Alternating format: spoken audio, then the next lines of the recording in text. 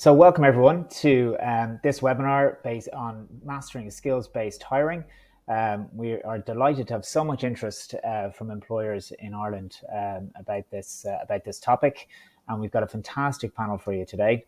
Professor in HR Na Fu from Trinity Business School, Terry Maloney, recently appointed to the board of Enterprise Ireland, former Salesforce HR Director and outgoing chair of the Dublin Regional Skills Forum, and finally Johnny Campbell, CEO of Social Talent, the world's most popular learning platform used by millions of people in over 100 of the world's leading organizations. So, a staggering 70% of employers globally in 2023 reported difficulties in finding the skills that they needed.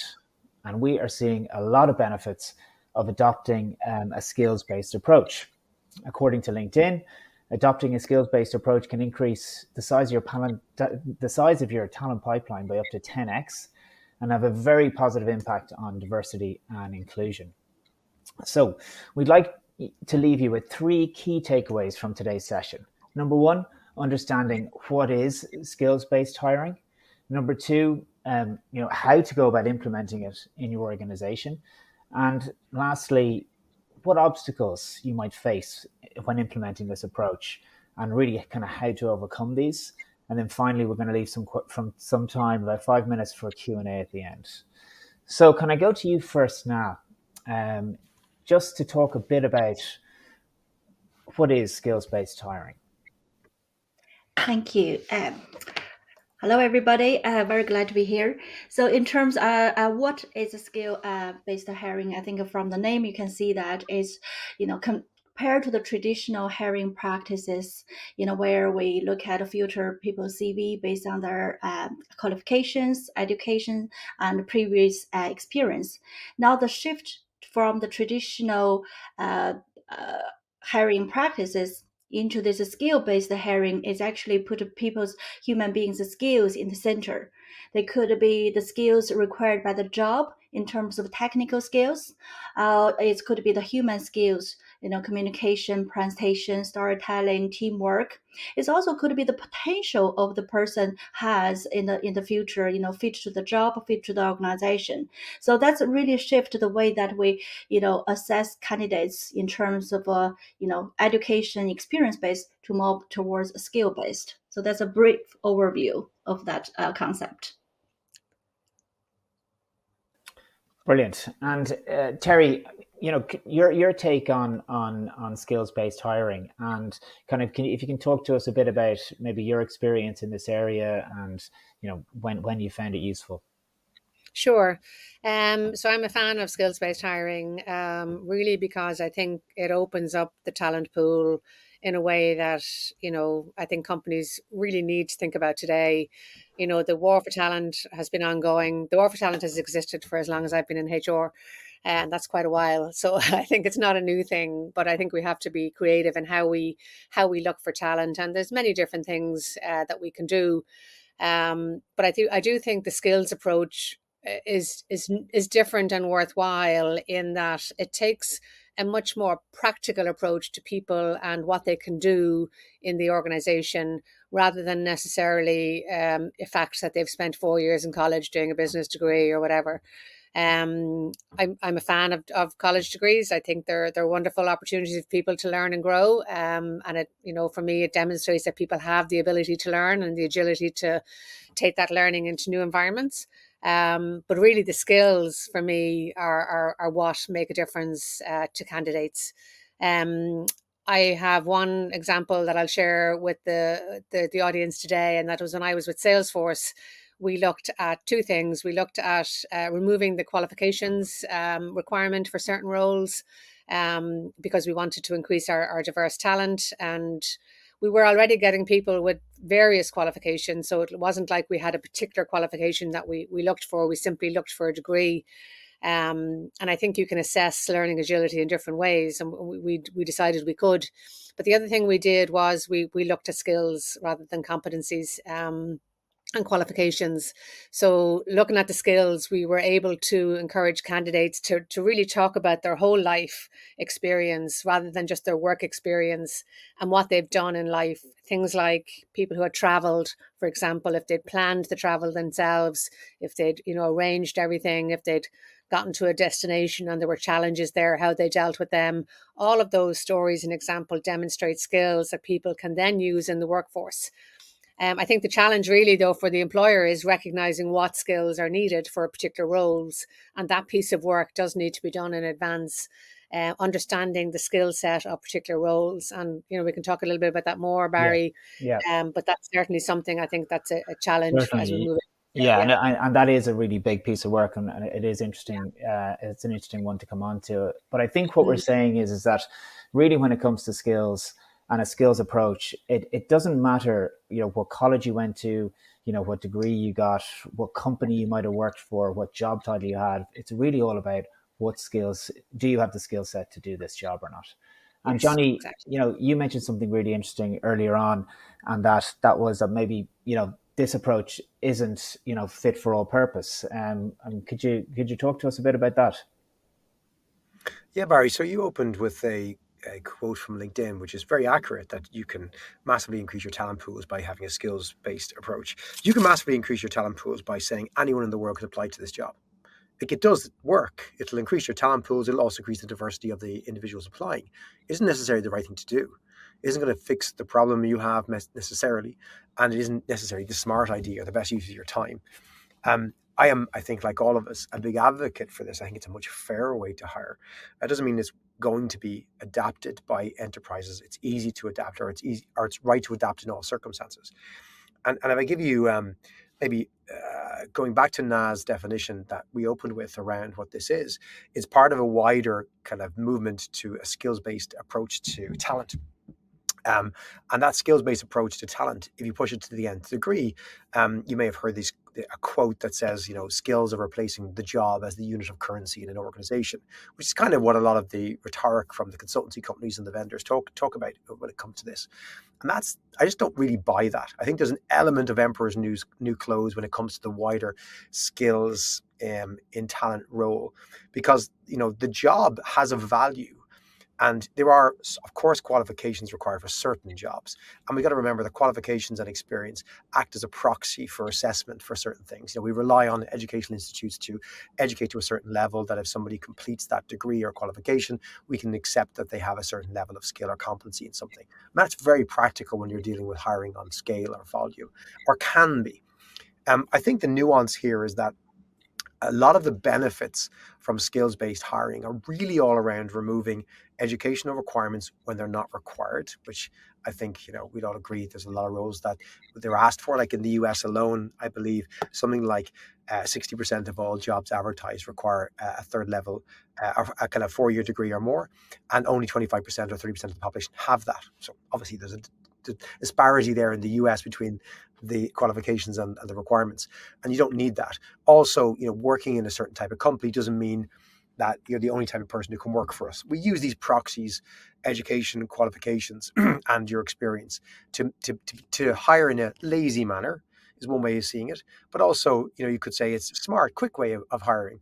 And I'd always advocate that if you don't need to, if you're already getting the talent, if you're achieving your hiring goals and you have a diverse pool of talent, then what you're doing right now, which is, call it the old way, the skills or the competency-based way of doing it, the job way of doing it, is fine. Keep going.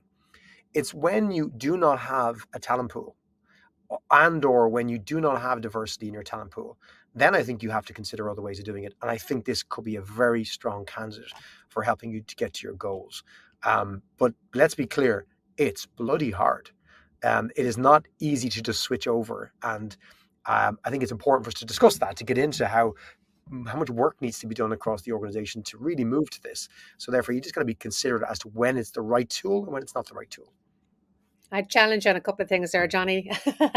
First of all, I think accepting qualifications as mastery is not something that I would do lightly. Qualifications does not mean somebody can do what they say they can do on a piece of paper.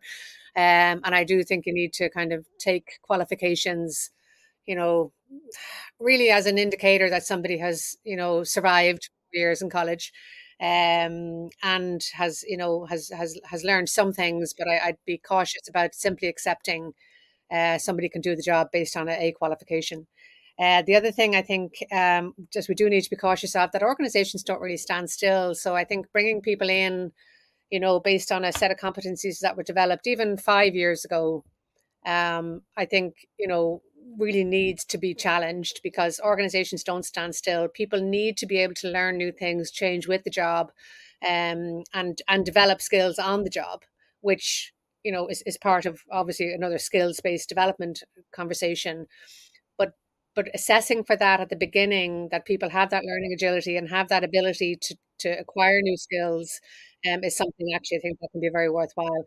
I actually do believe in qualifications for certain roles, so I'm with you on that. I think there are certainly regulated roles, certain qualifications that are needed to demonstrate, good governance and things like that, and some licensed roles that absolutely should be underpinned by qualifications from the relevant organisations.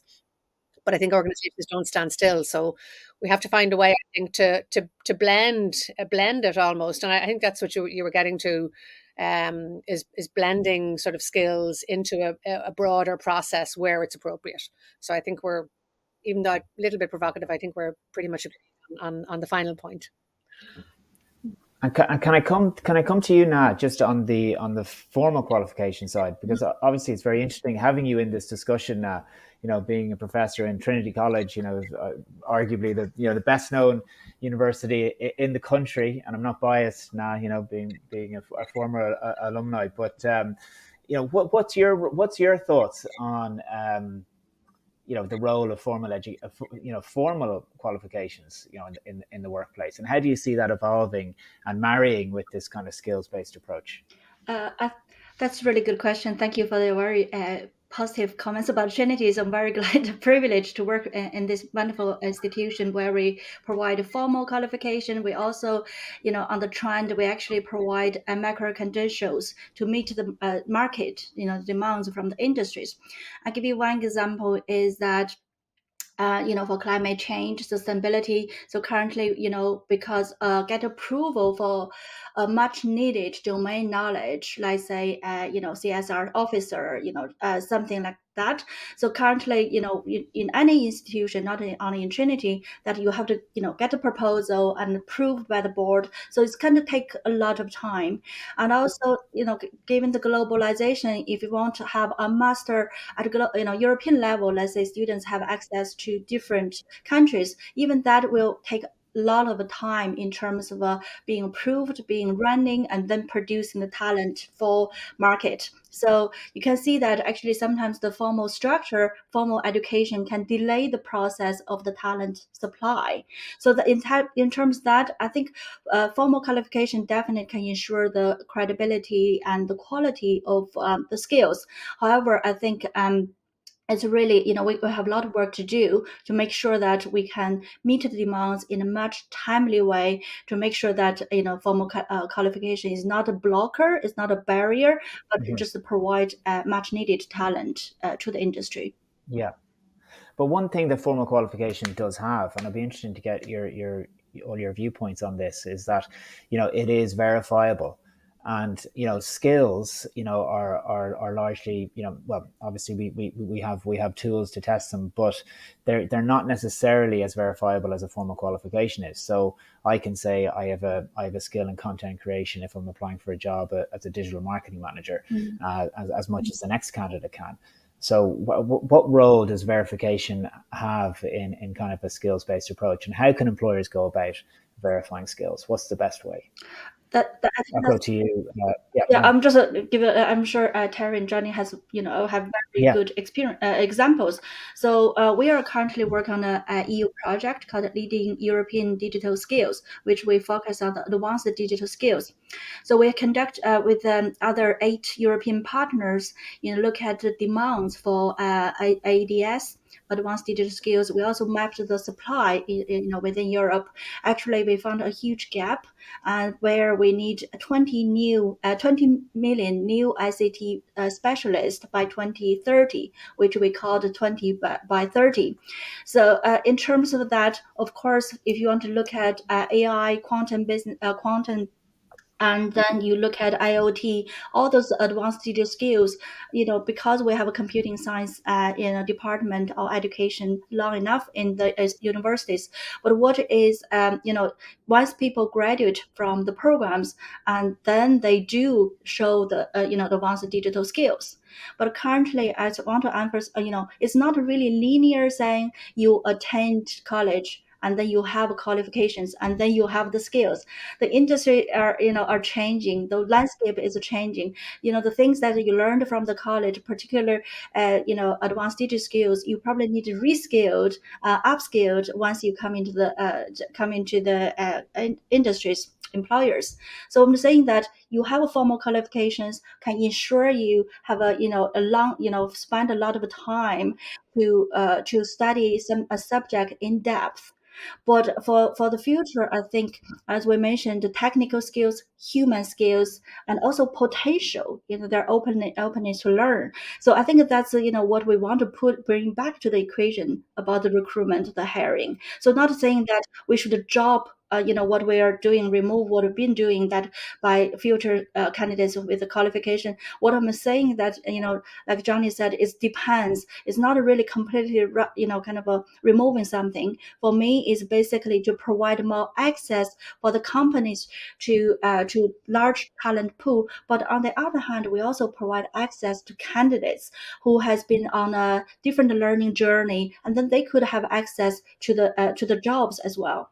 So again, formal qualification is important, but if the organization have the tools, I think the current barrier for industries is that if you go with a skill based hiring, actually you need a lot of resources, time, capacity, technology in place, but a lot of organizations couldn't afford to have that.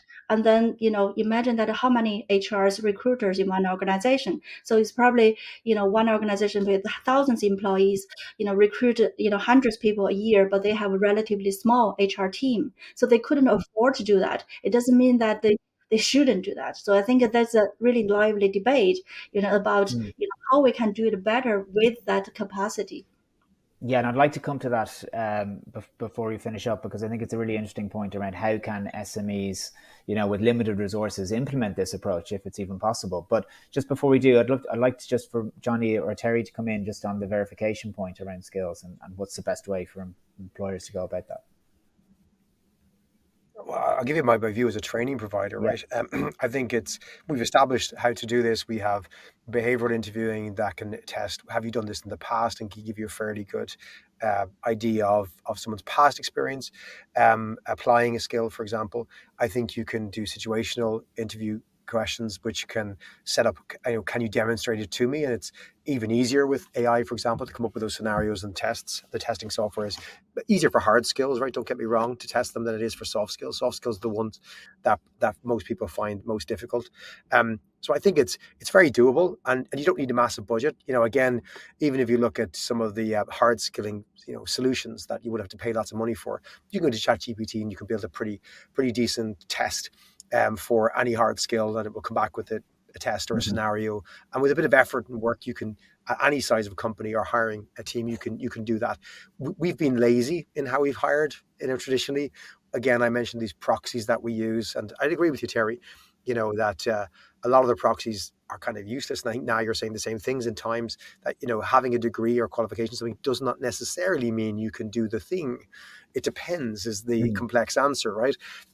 So I think testing and better assessing of candidates is required with this mindset. But that's great because we are typically quite poor. I imagine, Terry, in your situation, you've had hiring managers who say, oh, listen, we're Salesforce, our competitors are X, Y, Z. If they've done that job in that other company, they're probably grand for Salesforce. And that's a really bad way of hiring. whereas they should really be breaking it down to what are the skills we need in this job. Can we come up with an assessment methodology around that? Can we test to a rubric that we all assess in the same way, and can we validate what the bar needs to be, and then we can make good hiring decisions based on that? Like, it's kind of going back to stuff we arguably should have always been doing. Yeah, and of course, then this brings in bias, and it brings in objectivity, which or subjectivity, which I think can be very dangerous in a hiring process, particularly in today's environment where you have to be fair, you have to be equal, and assessing skills, to your point, is hard, particularly if you're using things like storytelling. But I do think there are some things you can do. One of the things that I've used in the past is videos. So asking candidates to submit a video, particularly if you're looking for demonstration skills or communication skills, asking somebody to do like a 3-minute video on something. And actually that's very powerful in terms of seeing the person in action. And that's fairly straightforward. I think figuring out what skills are needed for a job also can be very tricky, which you've mentioned. But I think you don't have to think of every skill. And I'd say for employers thinking about this now, I think take your top 3 or 4 or 5 skills that you need for a particular role. And one of which should be the ability to learn, so that there is that on the job element that every organization goes to. Even if you have a formal qualification and a degree in something, you'll come into an organization, they'll use a different software, they'll use a different way of doing things, different project management approach. They'll do things differently, and the ability to transfer what you've learned in a university setting into the workplace requires more training and requires a skill to actually take that on. So I think, we're all kind of saying the same thing, but I from an employer perspective, looking at this, no wonder they're saying, "Oh no, I'll just stick to the CV and just send it out in the usual way." It's probably the path of least resistance. But I do think it is worth it, to think about those skills for the future, more so than even. Now, just coming to you on what you mentioned earlier around SMEs, do you think it's possible for SMEs to implement a skills first approach, or do you think is it just a question that they just don't have the resources, or are there simple steps that they can do to implement a skills based hiring approach? That's a really good question. So I'm sure Johnny and Terry would have more examples, but just from my I look at the review of literature and industry reports. So there's a step by step, but the step is not actually to change, the current practices. It's actually to make a few tweaks. For example, that, I think that Terry already mentioned about, analyzing your jobs. Do you need everything? If you are not, if you don't need everything, all the skills for that job, what are the top 3 skills you need? And then during the interview, Johnny also mentioned about, behavior-based interviews or something like that. I think that, will help the SMEs to not necessarily completely redesign the whole hiring practice, but put, skills into the mind that, what exactly the skills are you looking for and where you can source those skills. With that skill mindset, you are not really look at individual candidates. So I think that's a really important starting point to think about what are the key skills you need. Great point. And then I think that, it's a bigger piece of work than it sounds, identifying kind of what the key skills are for a job. What's the best way for an employer to go about that? And you, having my recruiter hat on, I know how difficult it can be sometimes to engage with the hiring manager on this point. So, what's the best way to kind of understand what are the skills needed to do a certain job? From my point of view, I think that engaging with the hiring manager is really important, and ask the right questions. When the hiring manager is saying that we need this qualification, we need this certificate, we need this, maybe the question is not to say, okay, we're going to source those people with tick the boxes. Maybe ask question that what are the what kind of people are you looking for? What are the skills needed to do this job? So I think the more conversations with the hiring managers on the skills needs is, rather than just saying, okay, give me this criteria. Sure. And Terry, coming to you on that? Yeah, I think an example I'll use to illustrate, I think, is when I was in Salesforce, we looked at we looked at skills-based hiring, and we were trying to increase our talent pool because there is such a competition for talent. The particular roles we were looking at were sales development associates and sales development reps. So those people who are a first contact with the customer. We had a qualification in place, which we took away. That was our first step in removing the qualification. But then we also looked at what skills were actually required. And we introduced, as I mentioned earlier, I think the video. So we asked people to do a 3-minute video as part of their application process, and that helped us sort of look at sort of communication skills and things like that. But we didn't kind of do a deep, really, sort of a long list of skills that were required. We looked at sort of the top sort of 3 or 4 skills that we were going to interview for. And that really formed the basis of our interview process. And I think that was really helpful because that aligned our hiring managers in terms of what we were looking for. It actually helped our recruiters in terms of when we were doing the searches. And ultimately then, as we brought people on board, I mean, Salesforce had a full training and enablement program for new hires anyway, so we were always going to add to those skills in terms of what people needed. But it's been very successful. It has enabled Salesforce to really think beyond kind of your standard business degree candidates for these roles, and has resulted in Salesforce really bringing in a very diverse population, which ultimately is more representative of the customers that we serve, which is what every company is trying to get. Brilliant. Yeah. It's interesting if I can jump in on that, Barry.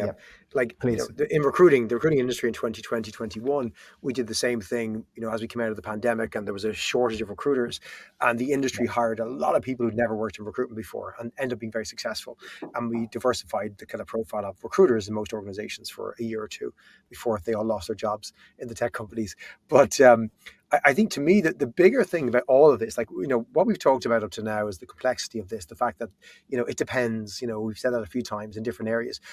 To me, I keep coming back to is that the modern recruiter, our talent advisor who works with the hiring manager, she just has a bigger role to play, and she's going to have to broaden out beyond standard talent acquisition, because all of these challenges, how do you basically build a skills profile of a job in the first place? How do you basically manage the fact that you can't just put, an entire team in place where no one has experience but everyone has skills? It's a really bad match. You need to match experience with skills and have the right balance. You're going to need to really advise the hiring manager how to do that. You're going to maybe pull on the internal L&D resources of the organization to upskill in certain areas where there's gaps, to reskill existing employees, to maybe move some folks over. I think, what it screams to me is that the role of the talent acquisition professional, that recruiter, is going to have to evolve, because let's face it, the majority of recruiters screen candidates. They don't even interview candidates, let's be honest here, right? It's set up that way. They're there to screen, to just pre-qualify in and out a certain few things, pass them on to a hiring manager, and the hiring organization begins the interview process. They have a real mix of experience in doing this and capability of interviewing, and it's hard to standardize that process. We're going to have to change a lot of that. And I think the person in the middle of all of that is currently called a recruiter. And she has a big challenge because her job became much more complex. She's balancing these different needs. If we all agree on it depends, she's probably the person who has to influence, well, which one do we use it for, not use it for? What's the right mix? And I see that not as a challenge. I see it as a huge opportunity. It's exciting, right? But I think it is where the talent acquisition professional has to go. I think she has to embrace the fact that the difference between skills, competencies, behaviors, different assessment models are for her to bring to the table. She needs to be the advisor to the business. She needs to manage those different folks. And that's where this is kind of, to me, where is this going and how do you solve for it? You need that person to really own that and become better at and more educated on these different issues, more skilled on these different issues, if I dare say it. For sure, and just on that point, I mean, it can be overwhelming, really, when you really dig into the skills that are available. I mean, if you look at the European skills taxonomy, I think they've got over 14,000 skills listed. And you go onto LinkedIn, there's 40,000+ skills. I think I saw accountant as a skill as well. So, I mean, there is a big piece of work to be done around the language around skills. And where do we start there? Because, I mean, it can be overwhelming, not just for employers, but also for candidates. But Barry, if you start there, I think to Terry, you made the point. If you start there, you're in trouble. I loved Yeah. Your point. Pick the top three. Like if you start thinking about 40,000 skills, you're never getting anywhere. Yeah. Okay, so But I just also keep think, it simple. Terry, Go on, I Terry. agree with Yeah. Johnny. I agree with Johnny in terms of his point around the role of the recruiter. And I do think it has evolved massively in the last number of years. And, you know, the really the recruiter role is that partner now in the business, that is helping the hiring manager make those right decisions, because the recruiting manager, the recruiter is bringing a vast amount of experience of hiring for similar types roles in other sectors and other industries, but yet, you know, so they can bring a lot of value in helping a hiring manager narrow down the options in terms of where they're going to go next for particular roles. So I do think, you know, recruiters, this is your chance to shine. As you've been shining all along, but this is another chance for you to shine. Yeah, so we have a lot of TA teams on the call today, and they'll be delighted to hear that about the increasing importance of their role to the industry and to employers. But you know, on the point around the taxonomy and on the language side of it. I mean, there's got to be a bit of work to be done there, right? By the platforms, because we can't have systems where where we're not speaking the same language. Do you have Yep. any thoughts around that? And how what is do we need to have some sort of uniform list that we all agree and sign off on? I think there are key jobs that exist, things like, you know, customer facing jobs where the top 3 or 5 skills are probably pretty similar no matter what industry and sector you're working in. I mean, my background is HR, and to be fair, you know, although sectors tend to recruit from the sector, I've tended to buck that trend and move across sectors with HR, because fundamentally the core skills of HR are the core skills of HR. Um, you know, and relationship building is one of those things. So it's really thinking what jobs you can use here. But I think stay away from the taxonomy. It's too big. It's too much. Use your common sense. You know, use some common sense in it. You know, talk to the people who are doing the job. Talk to the managers who are managing those people. They will rattle off 3 or 4 or 5 top skills immediately, and you know that's probably the depth of research you do in the short term. Yeah, I think at an enterprise level, I get the point, and I've many customers and friends who spent a year and a half building taxonomies for their organization, getting it implemented, and I feel like they've 18 months in, and there's no actual impact except building a taxonomy.